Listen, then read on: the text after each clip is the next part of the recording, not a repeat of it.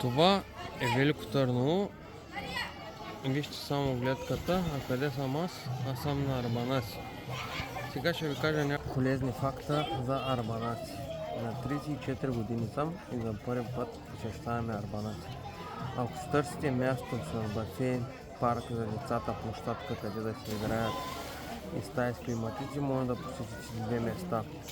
Първото е парк хотел Арбанаси, което е на 300 метра от тук, а ние сме на Севастократор Релакс. И двете места имат детски площадки, басейни, климатици, много добро обслужване.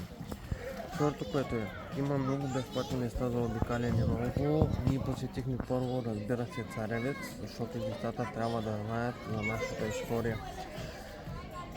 Река Янтра е отдолу на Царевец, има супер готини гледки, така че ако искате да посетите много манастири, много църкви, много водопади, интересни места наоколо, може да спрете на Арбанаси и да се разходите. Колко дни ще ви трябват? Може би около 4-5 дена ще са ви достатъчни. Всичките хотели тук имат паркоместа, тъй че не трябва да се притесняваме за паркоместа.